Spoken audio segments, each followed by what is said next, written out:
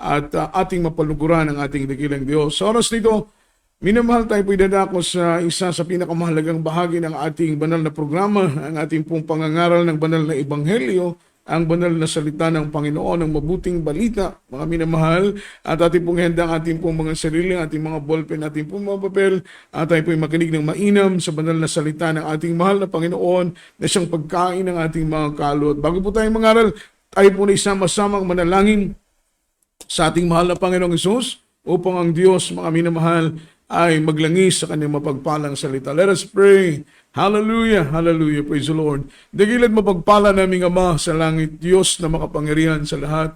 Sa matamis at mapagpala mong pangalan, Kristo Jesus, pangalan na ibinigay sa silong ng langit. Ibabaw ng lupa na isang sukat lamang naming ikaligtas. Your name is above in every other name. That is Jesus. There is power, there is hope, there is healing, salvation, redemption in thy name. We believe in thee, O God. We trust in thee. There is Jesus. Leading prayer for beloved, venerable pastor. Hallelujah. Anoint the words, there is Lord. Put the words in my mouth. Hallelujah. In the mighty name of Jesus. Sama-sama naming sinasaway. At aming ginagapo sa pangalan ng Jesus, anumang demonyong hadlang sa aming paikinig, cast out right now demons of destruction, demons of doubts and unbelief, in the mighty name of Jesus, in the mighty name of Jesus. Bless us, Lord, in Jesus' name. Amen and amen. Hallelujah, hallelujah. Praise the Lord, praise the Lord. Purihin at luwalatiin po ang ating pinakamamahal na Panginoong Jesus, mga minamahal. At bago pong lahat, all the glory, honor, worship, and thanksgiving only belongs to our Lord Jesus Christ, our dearest Savior. And I give double honor and respect to our dearly beloved and honorable pastor, beloved evangelist Wildy Estrada Almeida, the interpret of our loving God, the man of God. And we always cherish the loving memories and blessed teachings, golden teachings of our dearly beloved assistant pastor, our beloved children, whole blessed Almeida family, sa mga anak, apo at manugang ng ating kagalang-galang na pastor, mga minamahal, sa lahat ng aking mga kapwa manggagawat, mga kapwa mga ngaral, sa lahat ng ating minamahal na mga kapatiran, mga minamahal sa buong bansa ng Pilipinas, buong Luzon, Visayas, sa buong Mindanao, at sa lahat ng ating mga kapatiran dito po sa dako ng Zamboanga Peninsula, Western Mindanao po, mga minamahal sa lahat ng ating mga kapatiran, mga minamahal ko na patuloy pong umantabay at nakikinig ng banal na gawain ng ating mahal na Panginoon, nanonood ng banal na programang ito, ang biyaya ng Panginoon, ang kapayapaan ng Panginoon, ang kagalakan na galing sa mahal na Panginoon ay maghari nawa at manahan nawa, mga minamahal sa inyo pong mga tahanan. Pagpalain po tayong lahat ng ating mahal na Panginoon at magandang mga minamahal gabi po sa inyo pong lahat. At ganoon din naman sa lahat ng ating mga Muslim brothers, mga minamahal sa iba't ibang panig ng Mindanao, ay magandang gabi. At sa lahat ng ating minamahal na mga kapatiran around the globe, sa ating pong mga OFW na mga kapatiran, mga minamahal na talaga namang masigasig na nagtatrabaho, nagsasakripisyo, para po sa kanilang mga mahal sa buhay, mga minamahal, at patuloy po silang ginagamit at kinakasangkapan ng ating mahal na Panginoon sa kaniyang banal na gawain. At sa lahat ng ating mga kapatiran sa iba't ibang panig ng bansa, sa iba't ibang panig ng mundo, sa dako ng Malaysia, Sabah, Malaysia, sa dako ng Australia, sa dako ng Singapore, sa lahat ng ating minamahal na mga kapatiran, mga minamahal sa iba't ibang panig ng mundo, at maging sa dako ng Taiwan, sa dako ng Abu Dhabi, sa dako ng Al-Kubar, sa dako ng Saudi Arabia, mga minamahal, at maging sa dako po mga minamahal ko ng Cambodia, mga minamahal, at sa mga kapatiran po natin sa dako ng mga Arab countries, at maging sa dako mga minamahal ko ng Indiana, USA, sa dako ng New Jersey, mga minamahal, beloved brother Robert Beltran, sa lahat po ng kanyang mga mahal sa buhay, mga anak at mga apo, pagpalain po kayo ng mahal na Panginoon, at maging sa dako po mga minamahal ko ng Grand Serie, sa dako po mga minamahal ko ng Grand Serie, beloved brother Jun Lunsaga, pagpalain po kayo ng mahal na Panginoon, at beloved Andres family, sa dako ng Calgary, beloved brother Eric Garcia, sa kanya pong buong pamilya, mga minamahal, pagpalain po kayong lahat ng ating buhay na Diyos. Ang biyaya, ang pagpapala ng mahal na Panginoon ay sumayin niyo po lahat. At tayo po mga minamahal ko idadako sa pag-aaral ng salita ng ating mahal na Panginoong si Kristo.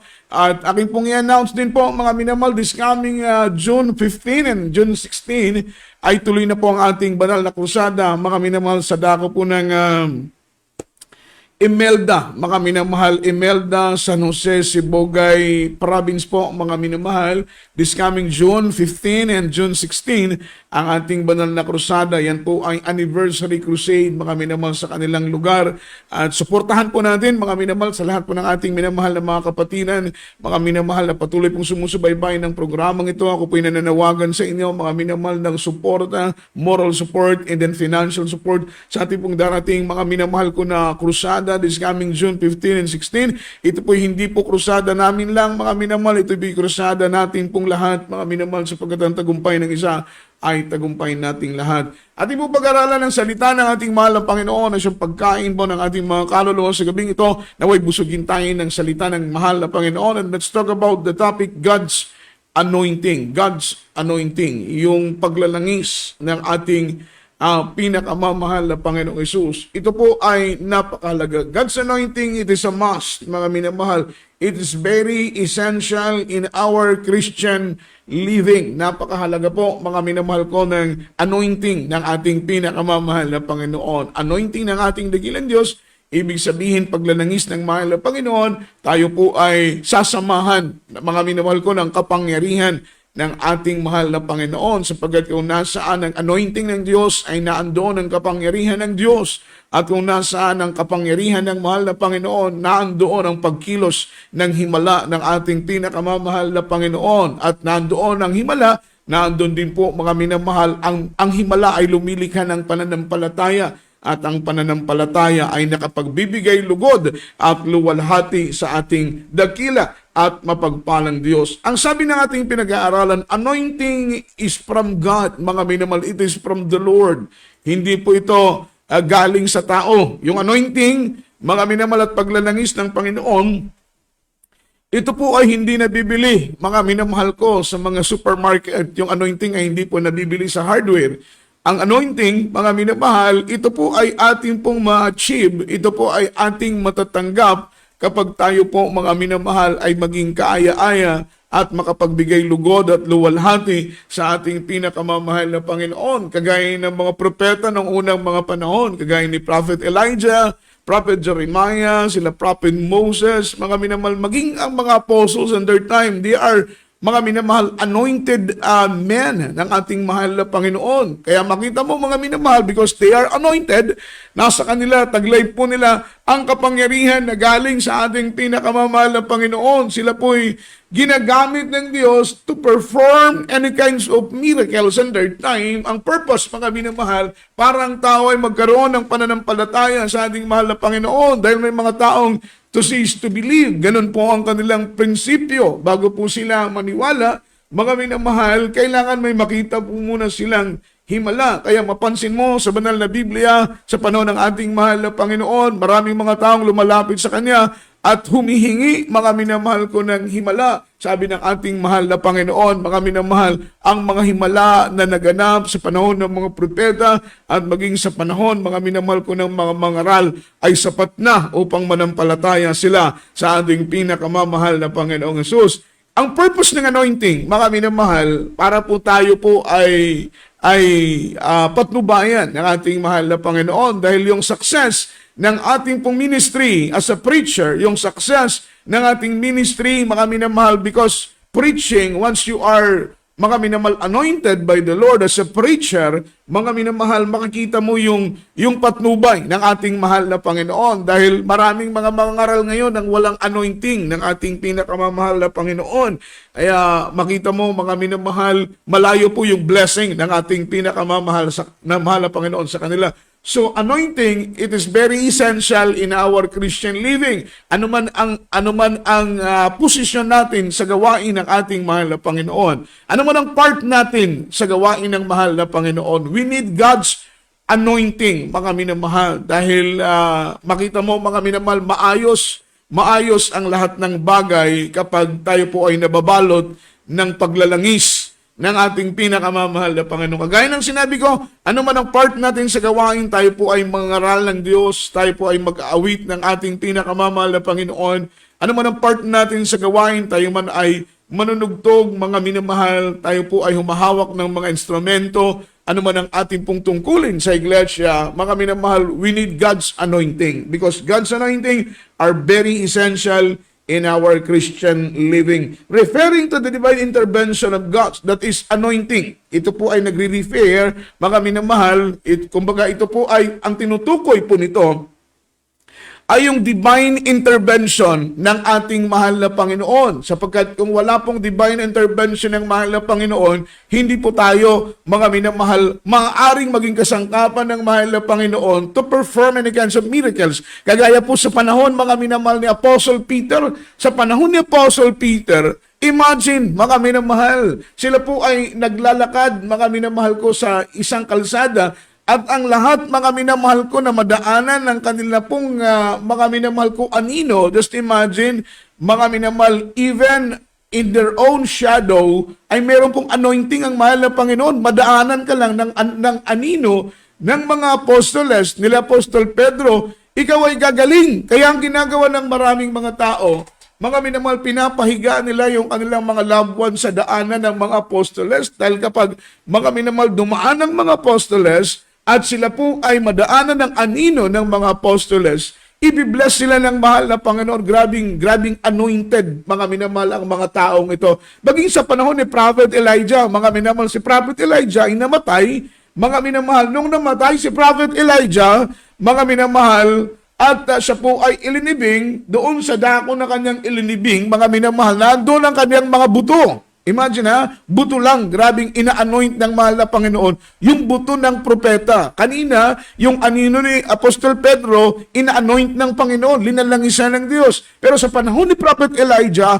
yung buto ni Prophet Elijah, meron pong naglilibing, mga minamahal, at nakita ng mga naglilibing na meron pong paparating na mga sundalo. Sila po ay nagpanik, nabitiwan po nila, mga minamahal ko, yung kanilang patay, at ito po ay nahulog sa tapat ng buto ni propeta Elijah.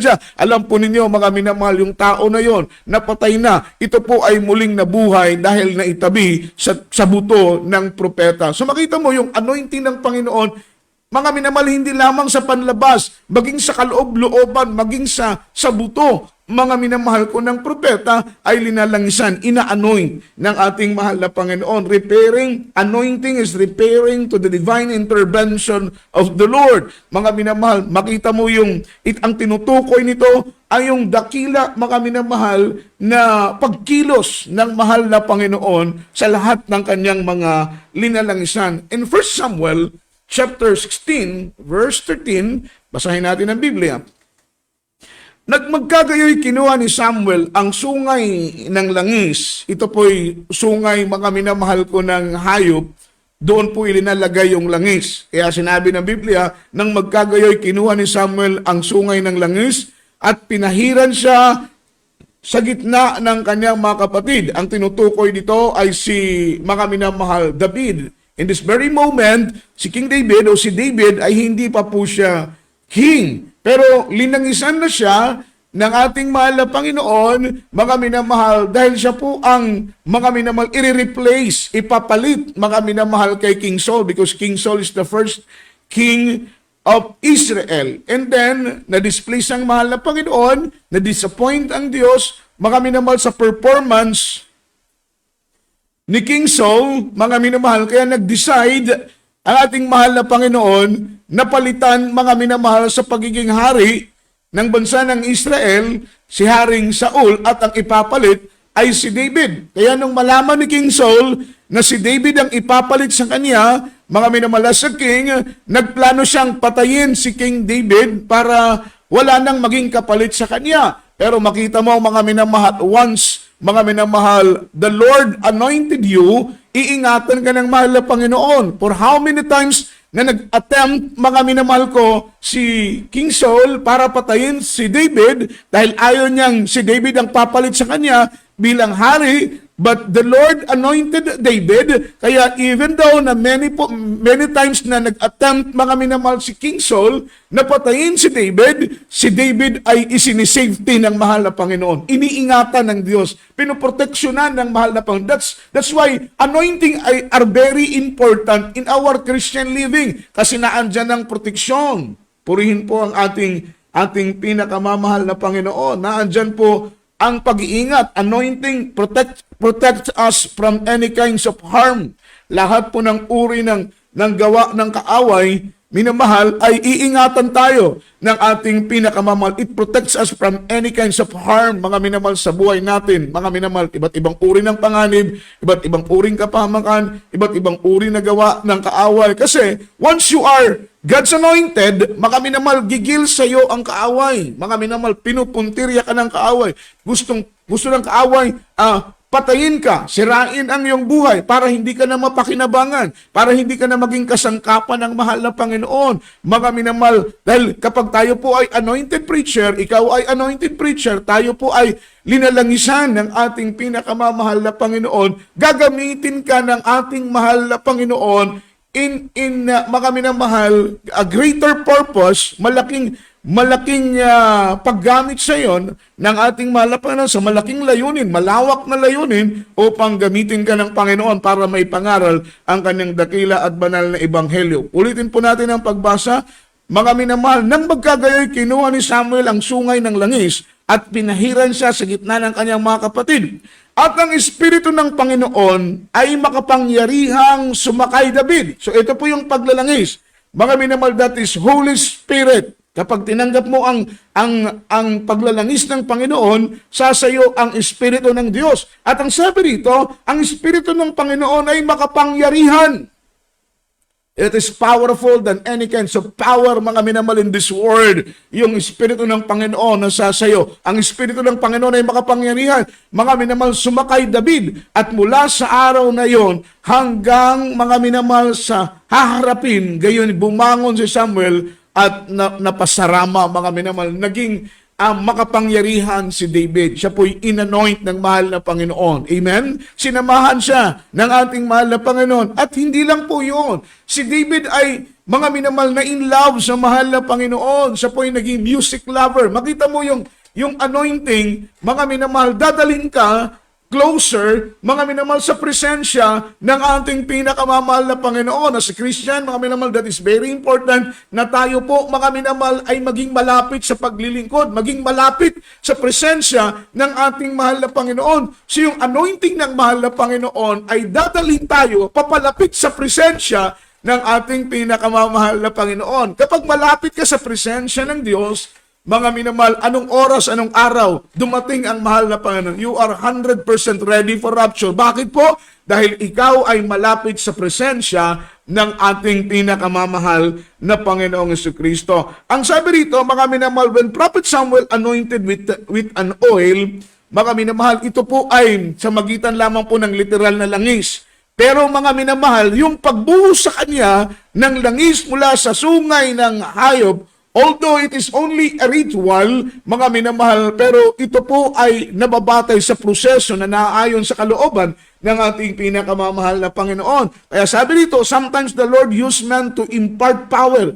Pero hindi po si Samuel ang pinanggagalingan ng anointing, but it was God, ang ating mahal na Panginoon. Siya po ang pinanggagalingan ng anointing. Although na si Samuel ay kinasangkapan ng mahal na Panginoon, mga minamahal, para i-impart ang kapangyarihan dahil ang anointing ay na kay Samuel because he is God's prophet. Kaya nasa kanya ang anointing. And then, to impart the anointing, binuhusan niya ng langis, mga minamahal, sa ulo si David. Kaya ang sabi ng Biblia, sometimes the Lord used man to impart the power. Pero take note, palagi nating tatandaan, hindi po si Samuel ang pinagmulan ng anointing, but it is the Lord. Mga minamahal, it was the Lord, ang ating pinakamamahal na Panginoon, ang pinagmumulan, minamahal ko, ng paglalangis. Ang sabi po rito, ang una nating pinag-aralan, anointing is from God. Pangalawa, anointing comes with a purpose. Ang anointing, mga minamahal, ito po ay dumarating with a holy purpose, with a divine purposes, mga minamahal.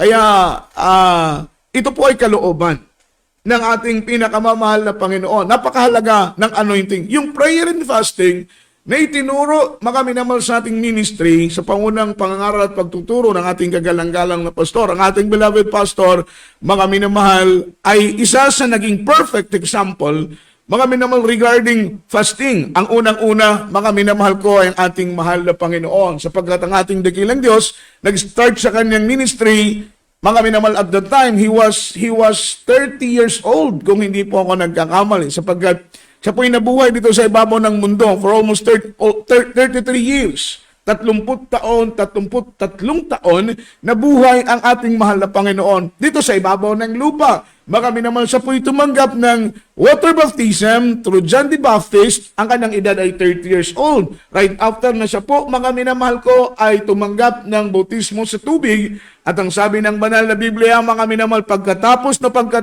right after na siya po ay tumanggap ng bautismo sa tubig, sa magitan ni John the Baptist, mga minamahal, siya po ay pumunta sa wilderness. Ano ang ginawa ng mahal na Panginoon doon sa wilderness? Siya po ay nag-alay ng pag-aayuno, 40 araw at 40 gabi, walang pagkain, walang tubig, that is dry fast. Ang ginawa ng ating mahal na Panginoon. Mga minamahal, at alam po ninyo, mga minamahal, dahil siya po ay nag-alay ng pag-aayuno at mga pananalangin, mga minamahal, naging anointed po siya at patuloy po siyang ginamit at kinasangkapan para po, mga minamahal, sa banal na salita ng ating mahal na Panginoon. Kaya naman, sa ministry ng ating mahal na Panginoon, mga minamahal, sa loob ng 3 taon na ministry ng ating mahal na Panginoon, siya po'y naging successful, mga minamahal. Maraming karamdaman ang pinagaling, mga minamahal, sapagkat sabi nga ni Nabucodonosor, hindi mo magagawa ang mga himalang ito kung ang Diyos ay wala sa iyo, kung ang anointing ng Panginoon ay wala sa iyo. Nakita ni Nicodemo, ang ating mahal na Panginoon, ang mga bulag ay nakakakita, ang mga pilay ay nakakalakad, ang mga kitongan ay nililinis, ang mga patay ay binubuhay, ang mga bingi ay nakakarinig, mga minamahal. Iba't ibang uri ng karamdaman na napaka-imposible. Imagine, since birth, crippled, mga minamahal, hindi makalakad. Amen? Ang iba, mga minamahal, ay paralitiko, ngunit pinapagaling. Bakit po? Yung anointing ay nasa ating pinakamamahal na Panginoon. Before kasi siya mag-start ng kanyang ministry, siya po muna ay nag-alay ng pag-aayuno at mga pananalangin. So yung prayer and fasting na itinuturo sa ating church, mga minamahal, ang produkto ng pananalangin at pag-aayuno, mga minamahal ko, ay paglalangis galing sa ating pinakamamahal na Panginoon. Kailangan ang Kristiyano ay mapuno ng langis, kagaya ng example sa banal na Biblia, doon sa 10 virgins, yung sa 10 birhen. Sabi ng Biblia, ang 5 birhen ay mga mangmang, ang 5 birhen ay mga pantas. Bakit po naging pantas yung 5 birhen? Kasi yung 5 birhen, pinuno nila ng langis ang kanilang mga ilawan, that is God's anointing power, yung langis na yon, that is Holy Spirit, God's anointing power, yung langis na yon. Pinuno nila ang kanilang ilawan, hindi lang sila, mga minamahal, na kontento na puno ang kanilang ilawan. Nagdala sila ng mga reserba para kung in case na maubos yung kanilang langis, pwede nilang salinan, mga minamahal ko, ng langis. That's why, mga minamahal, they called, mga minamahal, mga matatalino, mga pantas, mga minamahal, na mga birhen. Amen? Ang 5 naman, mga minamahal, they are called foolish virgin. Why? Because, mga minamahal, nagdala po sila ng langis, lilagyan po nila ng ilawan, lilagyan nila ng langis ang kanilang ilawan, ngunit wala po silang dalang reserbang langis. Kaya na-delay, mga minamahal, yung kanilang groom sa pagdating, amen, at naubusan po sila ng langis, yung 5 foolish virgin. Mga minamahal, at humihingi po sila doon sa 5 pantas na mga birhen ng dagdag na langis. Ang sabi ng 5 pantas na birhen, huwag kayo sa amin humingi dahil baka maubusan din kami. Lumabas kayo at doon kayo sa labas bumili ng dagdag na langis. Sila po ay nagsilabasan. Pagbalik nila, sirado na po, mga minamahal ko, ang pintuan. Sila po ay kumakatok. Nung sila po'y kumatok sa pintuan, ang sabi po, minamahal ko, nung nagbabantay ng gate, hindi namin kayo kilala. Amen? Hindi namin kayo kilala, mga minamahal. Sapagkat nahuli na po sila ng pagdating. Timing na timing, yung po ang nakakatakot. Timing na timing, nung sila po ay lumabas at bumili ng langis, timing naman pong dumating, mga minamahal ko, yung kanilang groom. Kaya, napaka-importante, mga minamahal ko, ng langis. Basahin natin in Matthew chapter 17, verse 14, up to verse 21. Yung panalangin at pag-aayuno, ang produkto nito, mga minamahal ko, ay paglalangis. Anointing, God's anointing power, ang produkto ng panalangin at ng mga pag-aayuno. Basahin natin ang Biblia. Matthew chapter 17, verse 14 after verse 21. Ano pong sinabi ng Biblia? At pagdating nila sa karamihan, ay lumapit sa kanya ang isang lalaki at sa kanya'y lumuhod at nagsabi, Panginoon, nababagabag ako sa aking anak na lalaki, sapagkat siya'y himatayin at lubhang naghihirap, sapagkat madalas na siya'y nasusugba sa apoy at madalas sa tubig. At sabi ng Biblia, at siya'y dinala ko sa iyong mga alagad at hindi sila napagaling, mga minamahal. Amen. At sumagot si Jesus at sinabi, O lahing walang pananampalataya at taksil, hanggang kailan titiisin ko kayo, dalhin ninyo siya rito sa akin. At pinagwikaan siya ni Jesus. Ang demonyo ay lumabas sa kanya at ang batay gumaling mula ng araw ding yaon. Amen? Nang magkagayoy, nagsilapit lahat ng mga alagad kay Jesus at nagsasabi, bakit baga hindi namin napalabas yaon? At sinabi niya sa kanila, dahil sa kakaunti ang inyong mga pananampalataya. Sapagkat katotohanan sinasabi ko sa inyo, kung magkakaroon kayo ng pananampalataya na kasing laki ng butil ng binhirang mustasa, ay masasabi ninyong ang bundok na ito ay lumipat ka mula rito hanggang doon, at siya'y lilipat at siya'y hindi may pangyayari.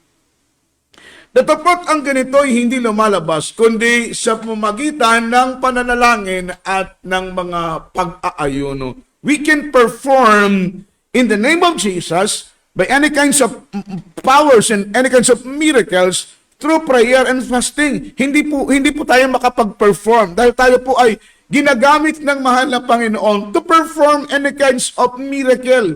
Mga minamahal, kapag ang anointing ng Panginoon ay nasa atin, mga minamahal, tayo po ay gagamitin ng mahal na Panginoon to perform any kinds of miracle. Ito po'y i-reveal ng ating mahal na Panginoon sa maraming mga tao na patunay na ang Diyos, mga minamahal ko, ay sumasa iyo.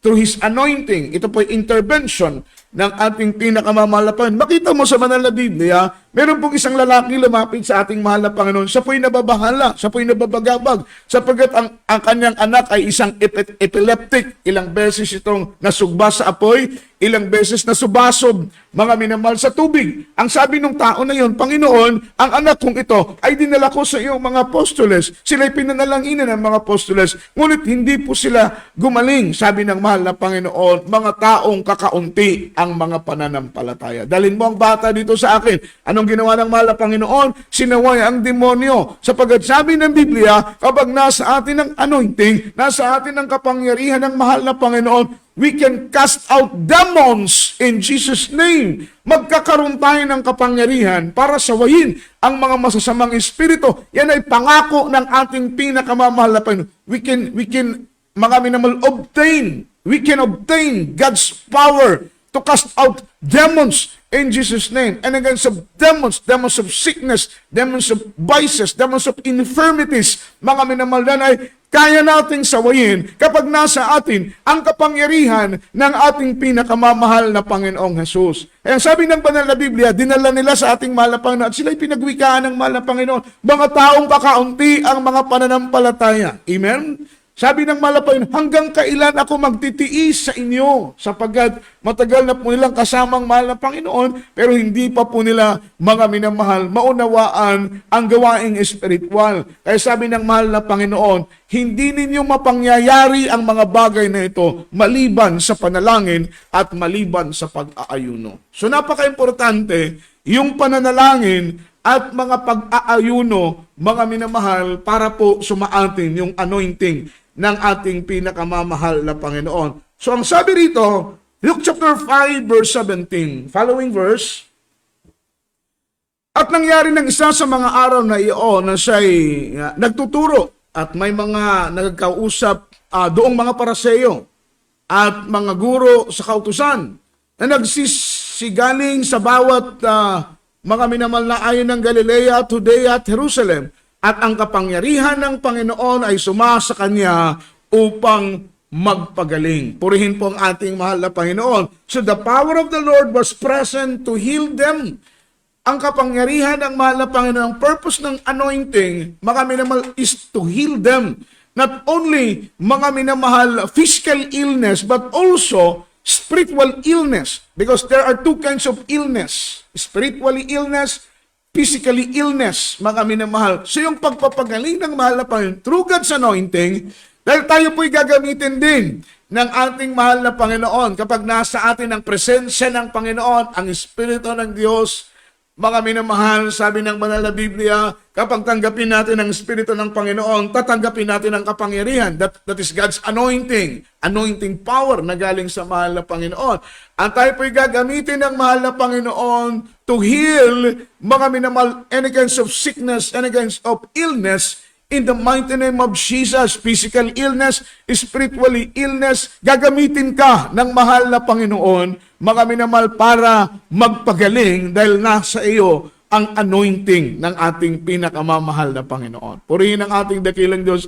Pero kung ikaw ay ginagamit at kinakasangkapan ka ng mahal na Panginoon to heal any kinds of sickness, physically illness, spiritually illness, nakikita mo na ginagamit ka ng ating mahal na Panginoon, huwag magmapuri sa iyong sarili, huwag magmayabang sa iyong sarili, palaging ibigay ang kapurihan at kaluwalhatian sa ating pinakamamahal na Panginoon. Pangatlo po, mga minamahal, ito po yung kailangan nating ingatan. Kapag nasa atin ang anointing, sapagkat sabi ng Biblia, mga minamahal, isunod nating talata, isingit natin from the book of Acts chapter 1, Verse 8, aklat po na magawa ang kabanata ay 1, ang talata po, mga minamahal ko, ay 8. Datapwat tatanggapin ninyo ang kapangyarihan. Ang ating matatanggap ay kapangyarihan. That is God's anointing. Yung kapangyarihan na tinutukoy na yan. Pagdating sa inyo ng Espiritu Santo, at kayo'y magiging mga saksi sa Jerusalem, sa buong Judea, sa buong Samaria, hanggang sa kahuli-hulihang hangganan ng mga lupa. Ang ating tatanggapin ay kapangyarihan. Ang ating tatanggapin ay God's anointing once, mga minamahal, na sumaatin na ang banal na Espiritu ng ating pinakamamahal na Panginoon. Kaya kapag nasa iyo na ang banal na Espiritu ng ating mahal na Panginoon, grieve not the Holy Spirit. Ingatan mo na hindi po magdamdam. Ingatan mo na hindi magsiphayo. Ingatan mo na hindi po masaktan ng banal na Espiritu upang ang Espiritu na yan ay manatiling nananahan sa iyo. That's why, mga minamahal, kailangan maging malinis ang puso natin, maging malinis ang isip natin upang mapanatili natin na nananahan sa atin ang banal na Espiritu ng ating pinakamamahal na Panginoon. At kung nasa atin na po ang banal na Espiritu ng ating mahal na Panginoon, ingatan natin na hindi ito lumayo sa atin. Sapagkat kailangan po natin yan in our Christian journey, in our Christian living, sa ating pong pagpapatuloy sa paglilingkod, kailangan natin ng God's anointing power. Ang sabi rito, anointing can be blocked by sin. Totoo po ito, mga minamahal. Maaring maputol po, mawala, amen, yung anointing power sa atin sa magitan po ng kasalanan. Kaya, if you want, mga minamahal, if you want to remain God's anointing in you, in me, wala po tayong ibang kailangan gawin, kundi ingatan ang ating mga sarili na hindi po tayo magkasala. Walang galit sa puso, walang paghinanakit, walang samaan ng loob, wala pong, mga minamahal, pagtatanim ng galit sa ating mga puso. Amen. Wala pong mga kasalanang natatago, sapagkat sabi ng banal na Biblia, anointing can be blocked by sin, mga minamahal, hindrance to move the Holy Spirit in our life, to move, mga minamahal, God's anointing in our life. Ano pong sabi? Psalms chapter 66 verse 18, basahin natin ang Biblia. Sabi ng salita ng mahal na Panginoon, kung kundangan ko ang kasamaan sa aking puso, hindi ako didinggin ng Panginoon. Ano pong sinabi sa English version, mga minamahal?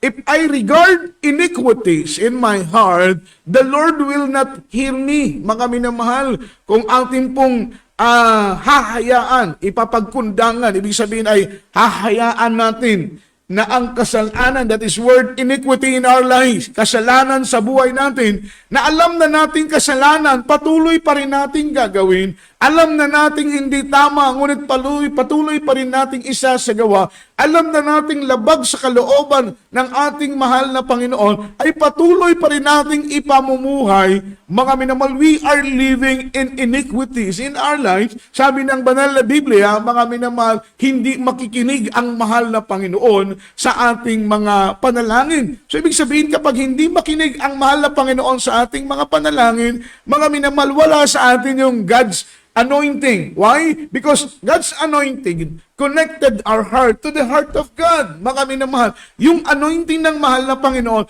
ito po yung nagiging channel para ang puso mo ay maging konektado sa puso ng ating pinakamamahal na Panginoon. Yung favor ng Panginoon ay palaging nakatutok sa iyo. Kaya kapag ikaw ay manalangin, ikaw ay humiling sa mahal na Panginoon, ang panalangin mo ay pakikinggan ng ating mahal na Panginoon. Following verse, Isaiah chapter 59, verse 1 after verse 2. Sabi ng banal na Biblia, but your iniquities separated you from your God. Narito ang kamay ng Panginoon na hindi umiiksi, na hindi makapagligtas, ni hindi mahina ang kanyang pandinig, na hindi ka marinig. Kundi pinapaghiwalay ng iyong kasamaan, mga minamahal, but your iniquities separated you from your God.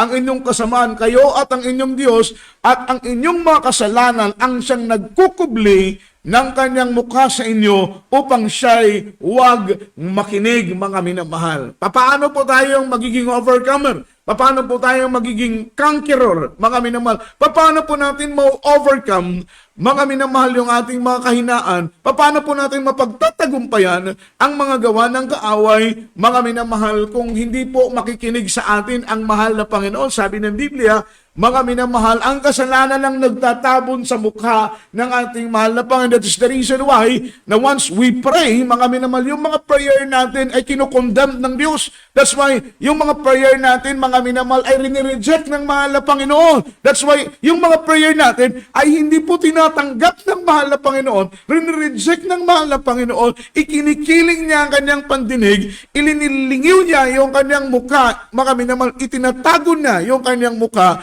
That is because of our iniquities. Kaya kahit manalangin ka ng manalangin, yan po yung sinasabing kahit mga minamahal ko, maglakad kang nakaluhod mula sa pintuan ng simbahan hanggang sa altar, mga minamahal, ang panalangin mo, ang sakripisyo mo, ay hindi po tatanggapin ng mahal na Panginoon. Once your prayer ay hindi po pakinggan ng mahal na Panginoon, means to say, you are abominable unto the Lord. Mga minamahal, yan po ang ibig sabihin. Kapag ang panalangin mo ay hindi pakinggan ng mahal na Panginoon, sa paningin ng Diyos ay karumal-dumal ka. Ibig sabihin, may ginagawa kang mali, may ginagawa kang kasalanan, may ginagawa kang hindi tama, may ginagawa kang hindi na ayon sa kalooban ng ating mahal na Panginoon. Kaya, sabi ng Biblia, hindi po maikli ang kanyang kamay upang hindi tayo iligtas, hindi nakatabon ang kanyang mga pandinig upang tayo po'y hindi marinig. Ngunit ang ating mga kasalanan ang siyang nagtatabon sa mukha ng mahal na Panginoon. Isang napakalaking barrier na hindi po makarating ang prayer natin sa mahal na Panginoon. That is because of our wickedness. That is because of our iniquities. That is because of our sin, mga minamahal. Kaya kahit anong tago mo ng kasalanan, hindi mo yan maitatago sa mata ng Diyos. Pwede mong maitago sa paningin ng tao. Pwede mong maitago sa mata ng tao. But in the eyes of the Lord, everything are revealed, mga minamahal. Lahat ay hayag sa ating mahal na Panginoon. Because the eyes of the Lord are in every place, beholding what is the evil and what is the good. Wala kang maitatago sa mahal na Panginoon. Sama ni Ana sa mga sambingay nga walay aso nga makumkum, mga minamahal. Darating po ang araw, i-reveal ng mahal na Panginoon ang lahat ng iyong sikreto. Ni isa ay wala kang maitatago, mga minamahal. Kaya ang sabi ng banal na Biblia, mga minamahal, anointing can be blocked by sin. Yung anointing na galing sa mahal na Panginoon, that is divine intervention of the Lord, mga minamahal, nabablock ng dahil po sa ating kasalanan, mga minamahal. So, tayo po ay magiging defeated Christian, talunan na Kristiyano once, mga minamahal, God's anointing is not with us. Kapag wala sa atin ang anointing ng mahal na Panginoon, we are defeated Christian. Amen? Tayo po ay talunang Kristiyano. Dahil only God's anointing, only God's power, only God's Holy Spirit can conquer and overcome, mga minamahal, any obstacle na inihanda ng kaaway para tayo po, mga minamahal ko, ay maging talunan. Tanging kapangyarihan, tanging presensya ng mahal na Panginoon, tanging intervention ng Diyos, ang ating mga minamahal, pananggalang, ang ating sandata para pagtagumpayan ang gawa ng kaaway. Ang sabi nito, sin is a big issue for God. Totoo po yan, mga minamahal. Malaking issue sa ating mahal na Panginoon, ang kasalanan ng bawat isa. Bago natin isalin ng tubig, mga minamahal, sa isang baso, kailangan tingnan muna natin kung malinis, mga minamahal ko, ang baso. Ang ibig sabihin, bago ibuhos ng mahal na Panginoon, mga minamahal, at ang Espiritu ng Panginoon ay manahan sa iyo, kailangan mo munang maging malinis, mga minamahal. That's why King David, mga minamahal, he prayed to the Lord that, Lord, create in me a clean heart and renew a right spirit within me. Bigyan mo ko ng Panginoon ng malinis na puso, sapagkat kailanman ang Espiritu, mga minamahal, na siyang anointing ng Panginoon, na siyang kapangyarihan ng Diyos, ay kailanman ay hindi po mananahan sa isang templong marumi. Ang sabi dito, the Holy Spirit is too precious. Amen. Wala pong sapat na halaga, mga minamahal, para mabili ang Espiritu ng Panginoon. Holy Spirit is too precious.